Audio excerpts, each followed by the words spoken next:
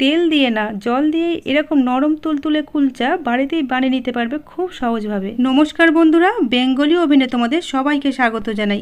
রেস্টুরেন্টের সাথে এই কুলচাগুলো বানানো এতটাই সহজ যে যে কেউ একবার দেখলেই বানিয়ে নিতে পারবে। ঘরে থাকা মাত্র কয়েকটা উপকরণ দিয়ে এই নরম তুলতুলে আর দারুণ টেস্টি এই কুলচাগুলো খুব সহজেই বানানো যায়। দেখো কতটা নরম হয়েছে আর কতটা লোভনীয় হয়েছে। আর এই কুলচাগুলো বানাতে সময়ও কিন্তু বেশি লাগে না।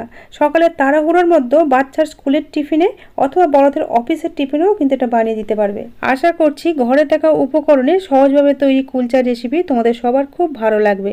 ভালো লাগলে একটা লাইক করে দিও, আর চ্যানেলে নতুন বন্ধু হয়ে থাকলে চ্যানেলটা সাবস্ক্রাইব করে আমার পাশেই থেকো। চলো বন্ধুরা, তাহলে রেসিপিটা শুরু করি। এর জন্য আমি 500 গ্রাম ময়দা নিয়েছি, আর এই ময়দার মধ্যে দিয়ে দিলাম স্বাদ মতো লবণ ও 1 চা চামচ চিনি। লবণ আর চিনি ময়দার সাথে খুব ভালোভাবে মিশিয়ে নিয়ে এর মধ্যে দিয়ে দেব 4 টেবিল চামচ টক দই। এই টক দইটাকে খুব ভালো করে ফেটে নিয়েছিলাম। এখন এই টক দইয়ের মধ্যে দিয়ে দিলাম 1 চা চামচ বেকিং পাউডার ও 4 চামচের 3 ভাগের 1 ভাগ বেকিং সোডা। এই বেকিং সোডা আর বেকিং পাউডার দইয়ের সাথে অল্প একটু মিশিয়ে নিয়ে এইবারে দইটাকে ভালো করে ময়দার সাথে মিশিয়ে নিচ্ছি। দইটাকে ময়দার সাথে ভালো করে মেশানো হয়ে গেলে এতে অল্প অল্প করে নর্মাল জল দিয়ে একটা ডো বানিয়ে নিতে হবে। আর ডোটাকে একটু নরম করেই মাখতে হবে, যেন শক্ত না হয়। ডোটাকে সফট এই কারণেই বানাতে হবে যাতে কুলচাগুলো নরম তুলতুলে হয়, না হলে কিন্তু শক্ত হবে। এছাড়াও পুর ভরা কোনো কিছু বানাবার জন্য ডোটাকে সবসময় নরম করেই বানাতে হয়, সেটা পরোটাই হোক বা অন্য কিছু। নরম ডোয়ে পুর ভরলে পুরটা যেরকম বাইরে ফেটে বেরিয়ে আসে না, তেমনি রেসিপিটাও খেতে খুব ভালো হয়। দেখো বন্ধুরা, আমার ময়দাটা মাখা হয়ে গেছে। ঠিক এরকম নরম ডো আমাদের দরকার। এটাকে এখন 30 মিনিটের জন্য রেস্টে রেখে দিলাম। এখন ভিতরে পুরটা তৈরি করে নেব। এর জন্য একটা বড় সাইজের আর একটা মাঝারি সাইজের আলুকে সিদ্ধ করে নিয়েছিলাম। এই আলু দুটো আমি আলাদাভাবে সিদ্ধ করে নিই, ভাতের সাথে সিদ্ধ করে নিয়েছিলাম। তার ফলে গ্যাস আর সময় দুটোই বেঁচে গিয়েছিল। এখানে আমি আলু কুলচা বানাচ্ছি, তাই আলুর পুর তৈরি করছি। তোমরা এর বদলে কিন্তু পনির বা যে কোনো সবজি দিয়ে পুরটা বানিয়ে নিতে পারো, আর আলুটাকে গ্রেট না করে মেখেও নিতে পারো। এখন এই গ্রেট করা আলুর মধ্যে দিয়ে দিলাম অল্প একটু বিট লবণ। যে কোনো পুরে বিট লবণ দিলে সেই পুরটার স্বাদ কিন্তু অনেক বেড়ে যায়। আর দিয়ে দিলাম অল্প একটু সাদা লবণ, আর দিয়ে দিলাম 1 চা চামচ ভাজা জিরে গুঁড়ো, আর অল্প একটু কাঁচা লঙ্কা কুচি, কিছুটা ধনে পাতা কুচি।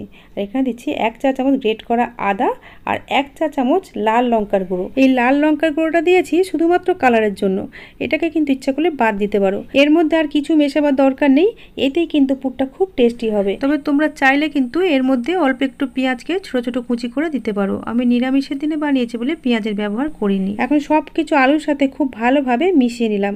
এই যে আমার মেশানো হয়ে গেছে, এটাকে সাইডে রেখে দিলাম। এদিকে আমরা ময়দাটা যে মেখে রেখেছিলাম 30 মিনিট হয়ে গেছে, এটাকে আরও 1 মিনিটের মতো একটু মেখে নিলাম। হাতে যদি লেগে যায় তাহলে হাতে একটু ময়দা লাগিয়ে নিতে হবে। দেখো আমি 1-1.5 মিনিট মেখে নিয়েছি, খুব সুন্দর করে মাখা হয়ে গেছে। এবার এ থেকে লেচি কেটে নিতে হবে। ময়দার ডোটা যেহেতু একটু স্টিকি, তাই হাতে একটু শুকনো ময়দা লাগিয়ে কিন্তু লেচিগুলো কাটতে হবে, না হলে হাতে লেগে যাবে। আর লেচিগুলো যে প্লেটের মধ্যে আমরা রাখবো সেই প্লেটের মধ্যে অল্প একটু ময়দা ছিটিয়ে দিলাম, আর এইভাবে লেচিগুলো গোল করে করে এই শুকনো ময়দার উপরে রেখে দিচ্ছি। আর এই লেচিগুলোকে একটা ভিজে কাপড় দিয়ে এইভাবে ঢেকে রাখতে হবে। এই স্টেপটা কিন্তু অবশ্যই ফলো করতে হবে। আর সব লেচিগুলো বানানো হয়ে গেলে একটা করে লেচি এই ভিজে কাপড়ের নিচে থেকে নিয়ে আবার চাপা দিয়ে রাখতে হবে। একটা লেচি হাতের মধ্যে নিয়ে হাতের মধ্যে অল্প একটু ময়দা মাখিয়ে নিয়ে এইভাবে বাটির মতো তৈরি করে নিলাম। আর তৈরি করা পুর থেকে 2 টেবিল চামচ পুর এর মধ্যে চেপে চেপে দিয়ে মুখটাকে খুব ভালো করে বন্ধ করে দিলাম। আর ডোটা যেহেতু খুব নরম, তাই খুব সহজে এবং তাড়াতাড়ি মুখটা সিল হয়ে যায়, আর পুরটা বেরিয়ে আসার কোনো সম্ভাবনাই থাকে না। এখন অল্প একটু ময়দা ছিটিয়ে নিয়ে লেচিটাকে প্রথমে এইভাবে হাত দিয়ে হালকা করে প্রেস করে দিতে হবে, যাতে পুরটা ভিতরে সমানভাবে চাড়িয়ে যায়। তারপর হালকা হাতে এইভাবে লম্বাভাবে বেলে নিতে হবে। যারা একটু বেশি সফট খেতে পছন্দ করো তারা কিন্তু বেলাটা এর থেকে একটু মোটা রাখবে। আর ওপর দিয়ে ছড়িয়ে দিতে হবে একটু কালো জিরে, একটু সাদা তিল আর অল্প একটু ধনেপাতা কুচি। তবে হাতের কাছে এগুলো যদি না থাকে বা যদি তাড়া থাকে, এগুলো না দিলেও চলবে। তবে এগুলো দিলে রেস্টুরেন্টের কুলচার মতো লুক চলে আসে। এখানে আমি আরও একটা বানিয়ে নিচ্ছি। তবে কুলচাগুলো একটা একটা করে তৈরি করে বানালে কিন্তু খুব ভালো তৈরি হয়। আমি এই কুলচাটা বেলে আঙুলের ডগা দিয়ে অল্প একটু জল লাগিয়ে তারপর কালো জিরে, সাদা তিল আর ধনেপাতা কুচি দিয়েছিলাম। তবে জল না দিলেও কিন্তু কোনো সমস্যা নেই, আমি আগেরটা কিন্তু জল দিইনি। এইবার কুলচাগুলো তৈরি করে নিতে হবে। তার জন্য ওভেনে একটা প্যান বসিয়ে দিয়েছি। প্যানটাকে প্রথমে খুব ভালোভাবে গরম করে নিতে হবে। গরম হয়ে যাওয়ার পর এর মধ্যে অল্প একটু জল দিয়ে দিতে হবে। জলটা যখন এইভাবে টকবক করে ফুটতে থাকবে, তখন একটা বেলে রাখা কুলচা এই ফুটন্ত জলের উপর দিয়ে এইভাবে একটা কভার করে দিতে হবে। লক্ষ্য রাখতে হবে স্টিমটা যাতে বেরিয়ে না যায়। যদি বেরিয়ে যায় তাহলে কিন্তু কুলচাটা ফুলবে না। আর এই যে এখানে একটা হোল ছিল, এই হোলের মধ্যে আমি একটা লবঙ্গ দিয়ে হোলটাকে বন্ধ করে দিলাম। কভার করে দেওয়া মাত্রই ফ্লেমটাকে একদম হাইতে করে দিতে হবে। এর ফলে ভিতরে যে স্টিমটা তৈরি হবে, এই স্টিমটাই কুলচাটাকে ফুলতে সাহায্য করবে। দেখি বুঝতে পারছো বন্ধুরা, ভিতরে কুলচাটা আস্তে আস্তে ফুলতে শুরু করেছে। দেখো কত সুন্দর করে আস্তে আস্তে ফুলে যাচ্ছে। ভিতরের জলটা যখন পুরোপুরি শুকিয়ে আসবে আর কুলচাটা এইভাবে ফুলে যাবে, তখন ফ্লেমটাকে মাঝারি করে দিয়ে ঢাকাটা খুলে এইভাবে সাবধানে উল্টে দিতে হবে। উল্টে দেওয়ার পর টেস্টটাকে একটু ভালো করার জন্য এইভাবে একটু ঘি লাগিয়ে দিচ্ছি। তবে তোমরা চাইলে কিন্তু এই ঘিটা নাও লাগাতে পারো, তবে ঘিটা লাগালে টেস্টটা অনেক ভালো আসে। আমি এখানে ঘি ব্যবহার করেছি, এর বদলে বাটার বা তেলও ব্যবহার করা যাবে। প্রথম কুলচাটা আমাদের বানানো হয়ে গেল, এটাকে আমরা প্লেটে তুলে রাখবো। একটা কুলচা বানাতে 2 থেকে 2.5 মিনিট সময় লাগে। বাকি কুলচাগুলো একইভাবে বানিয়ে নেব।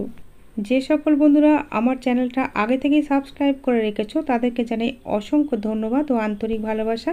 আর যে সকল বন্ধুরা আমার চ্যানেলে আজকে নতুন এসেছো বা এখনও সাবস্ক্রাইব করোনি, তাদের কাছে আমার অনুরোধ আমার চ্যানেলটা সাবস্ক্রাইব করে আমার পাশে থাকার। আর পাশের বেল আইকনটাও প্রেস করে রেখো, যাতে এইরকমই সহজভাবে তৈরি বিভিন্ন টেস্টি খাবারের রেসিপির ভিডিওর আপডেট সবার আগে তোমার কাছে পৌঁছে যায়। বন্ধুরা আজ তাহলে এই পর্যন্তই। তোমাদের সাথে আবার আমার দেখা হবে নতুন কোনো রেসিপির সাথে।